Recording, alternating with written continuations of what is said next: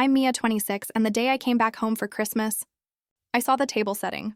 There were 8 plates, polished like mirrors, white linen napkins folded into stars, and little gold place cards written in my mother's tidy cursive. The head of the table said Dad, and to his right was Chloe, my older sister. My old spot, 3rd chair on the left next to the fireplace, had a card. 2. It didn't say Mia, it said Noah. And when I reached for the chair, my mother's voice sliced between us like an icy ribbon. It's immediate family only. The winter air outside still smelled like pine and chimney smoke when I stepped into my parents' dining room. The chandelier threw champagne-colored light over crystal goblets and a roasted turkey so perfect it looked staged. A playlist of carols floated in from the living room. It should have felt like home. It didn't. My mother, Evelyn, didn't hug me. She smoothed an imaginary wrinkle from the table runner and said, "You're early." Her sweater was pine green, her lipstick an exact shade of hollyberry red. She didn't look at my face, just at the gift bags I carried. "We're keeping it small this year." "Small," I repeated, looking straight at the place card where my name should have been. "Small enough to erase a daughter?" Her mouth quirked. "Don't be dramatic, Mia. We have family here tonight." She glanced toward the doorway, and in walked Noah, my ex-boyfriend, hand in hand with my sister Chloe.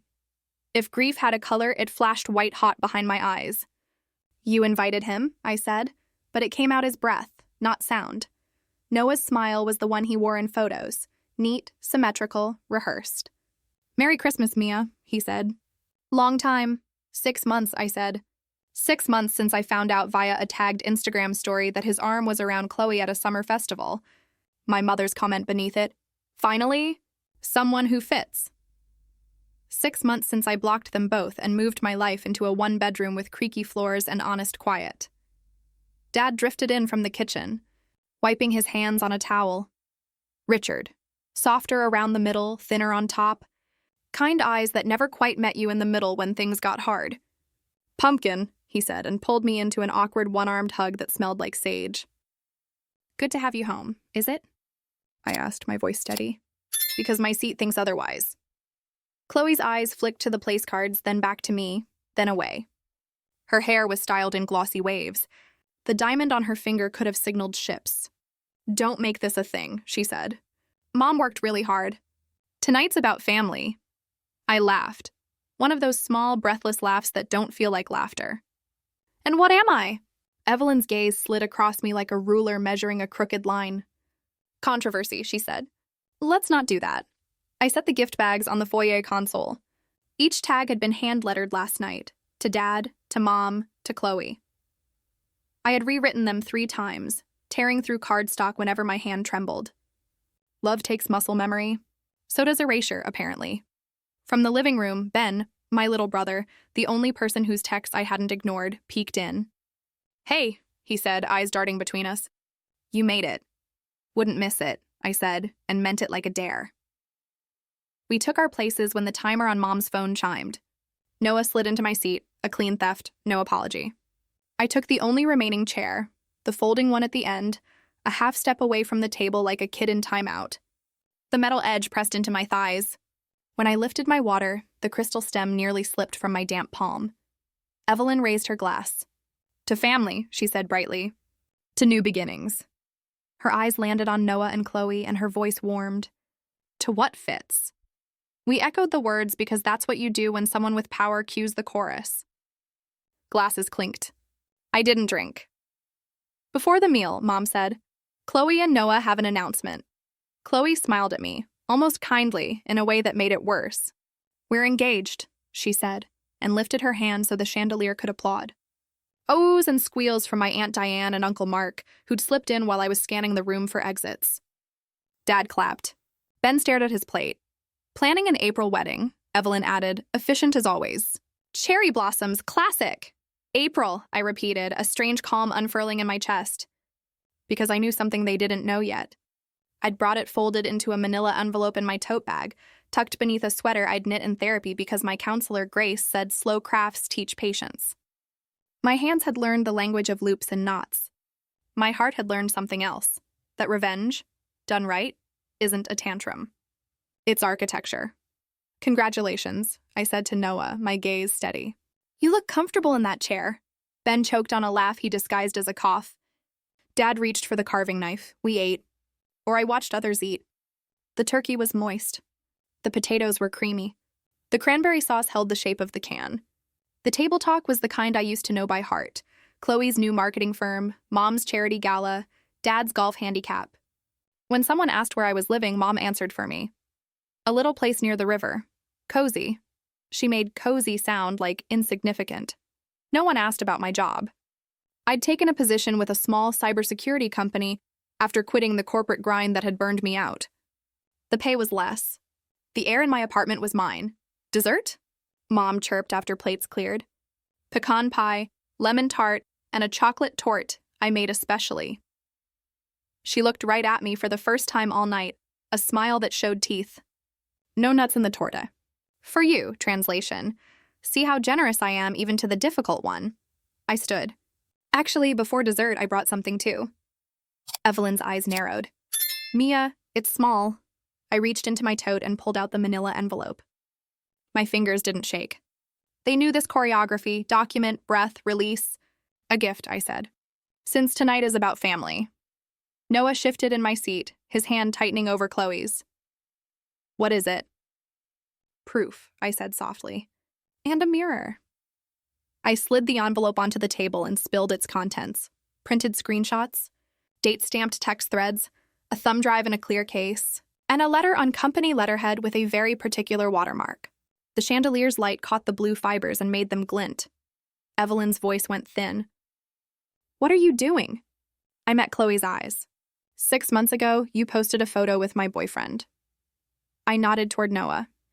2 weeks before that, he stayed at my place for the weekend. While I was at a Women in Tech conference, he borrowed my old laptop, the one we used to share in college. I turned to Noah, whose color had drained to parchment. Did you forget you logged into your cloud account on it? Noah coughed. What are you? The account stayed signed in. I continued, calm as frost. Grace, that's my therapist, told me to delete it and move on. I tried. I lifted the letter. Then I saw this. It's from Harridan & Co., the agency you pitched last month. I held the page so the header blazed. Your proposal, Noah, the one that won you the contract. The language sounded familiar. I smiled without warmth. Because you copied whole paragraphs from a draft I wrote 2 years ago for a startup I interned with, word for word, even the typo I'd corrected later, seamlessly. Aunt Diane frowned. Is this a joke? Not at all, I said, and slid the highlighted pages down the table like a dealer in Vegas. Yellow bands lit up lines that matched in my old doc and his new deck. Plagiarism is a big word. Fraud is bigger. Chloe's voice was small. Noah, it's not, he rubbed his temple. Mia, come on. We brainstormed everything together back then. It's a gray area. It's theft, I said. And you know how I know you know? I tapped the thumb drive. Because your emails to Evelyn and to Mom's friend on the Harridan board spelled it out. I looked at my mother, who wore her practiced pageant face. You wrote that Mia is too sensitive to survive in a real firm, but her work is clean and ready to paste. Your words. A long silence draped itself over the table like a heavy coat. Dad put down his fork with an audible clink. Evelyn recovered first. She tilted her chin. You're twisting things, am I? I said gently. Then you won't mind if we play the audio. Ben's head snapped up. Audio? I lifted the small remote that controls the living room TV. Noah butt-dialed me 3 weeks ago, I said. Left a 5-minute voicemail while he was in your kitchen, Mom. I hit play. The room filled with the sound of clattering dishes and Noah's voice clear as glass. She's not coming back, he said on the recording. Mia never fights. She fades. That's what she does. Evelyn's voice followed, low and efficient. Good, we don't reward squeaky wheels. Chloe fits. She understands family. It's time for things to fit. On the recording, Noah laughed. And the deck is done. I used her lines. She won't know. She never looks back. Chloe's hand slid from his. Her face had gone white as the good linen. Noah, she whispered. Tell me you didn't. He reached for her and missed. Babe, it's nothing. Mia's being vindictive. Evelyn stood, palms flat on the table. That's enough. Turn that off, I paused the audio. The room exhaled, then held its breath again. You erased me, I said, voice steady. Not just from a chair. From the story. You dated my boyfriend in secret, then announced it like a triumph. You took my work and called it yours. You told yourselves a version that made me disposable. I nodded at the place card. Noah stared up at me from white cardstock, my mother's neat letters like a brand. Tonight, I brought the true version. Dad cleared his throat. Evelyn, Richard, don't, she snapped. He looked at me, and for once, his gaze didn't slide off. I'm sorry, he said. His voice was thin as tissue, but it was the sound of something real tearing. Pumpkin, we handled this wrong. Noah pushed back his chair, my chair, with a loud scrape. I don't have to sit here and be maligned. You don't, I agreed. But before you go, 2 things. 1, Harridan's legal department already has copies. I tapped the letterhead. They reached out to me this morning. Seems they recognized the original doc I registered when I worked with the startup. They'll make their own calls on breach of contract and intellectual property. Noah swallowed. You wouldn't. I did, I said.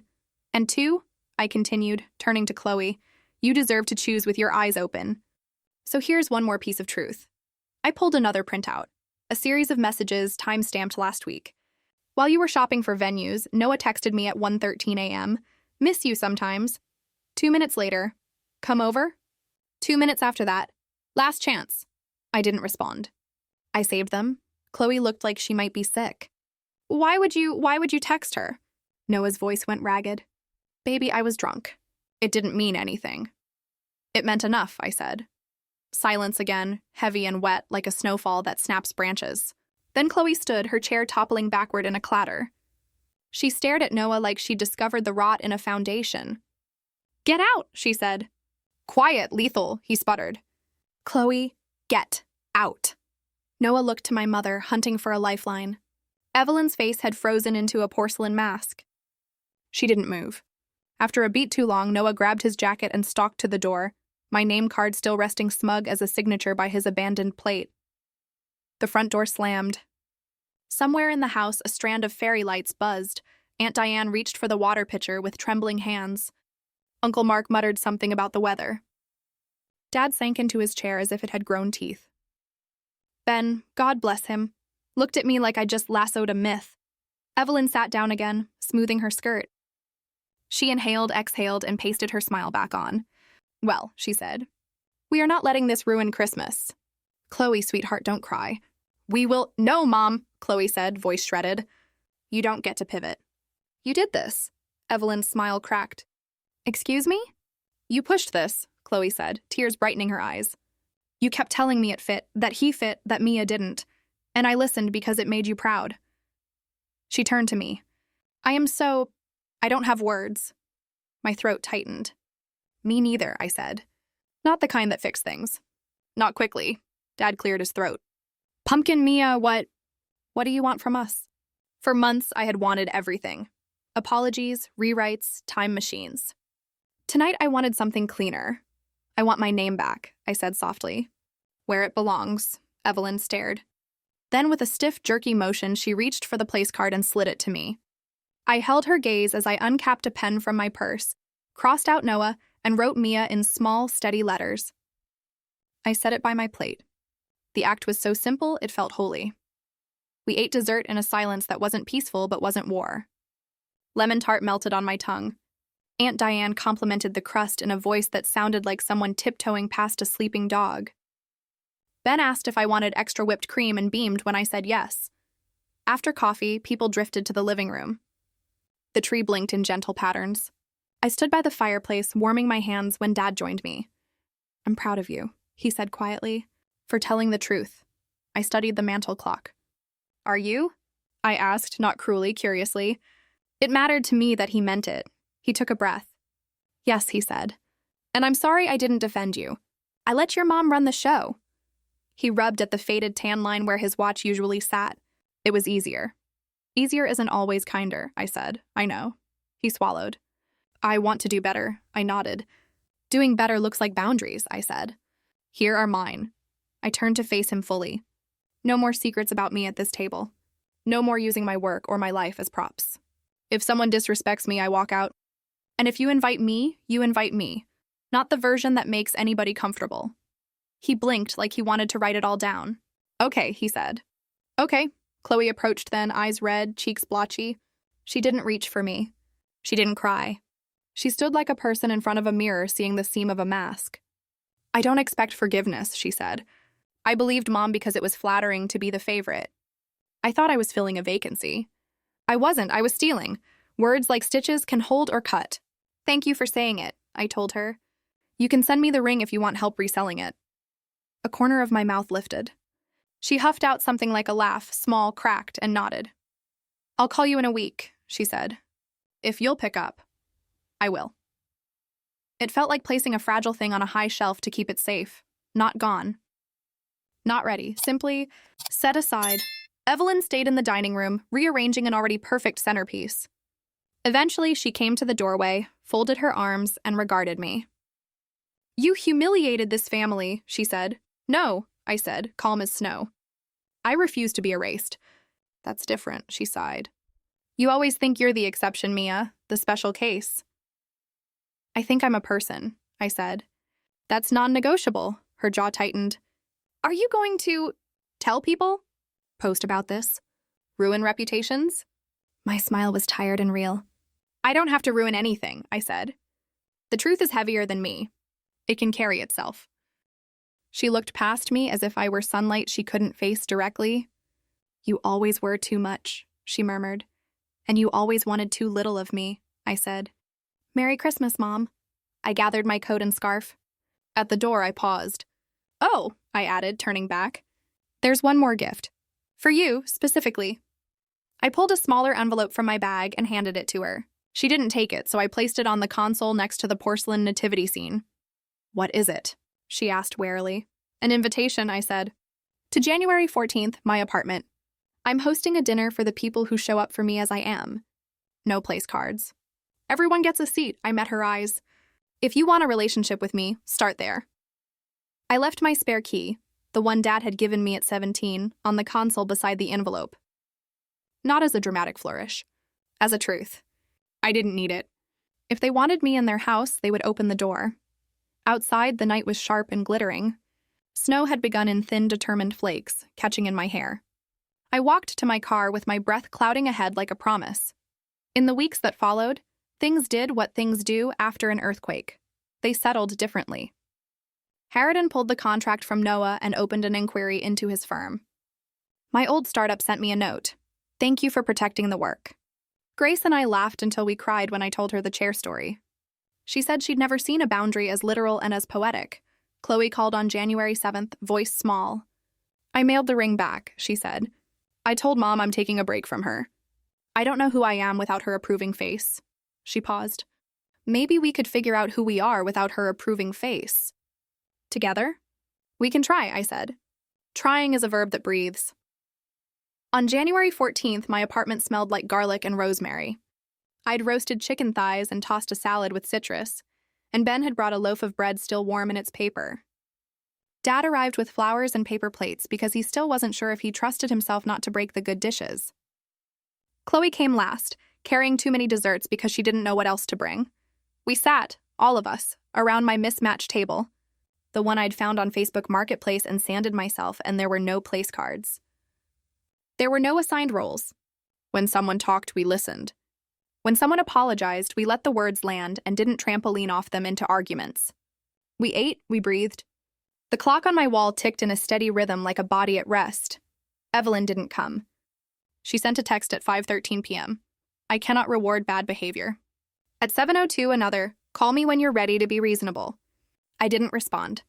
Boundaries are a kind of love, not of the other person, but of yourself.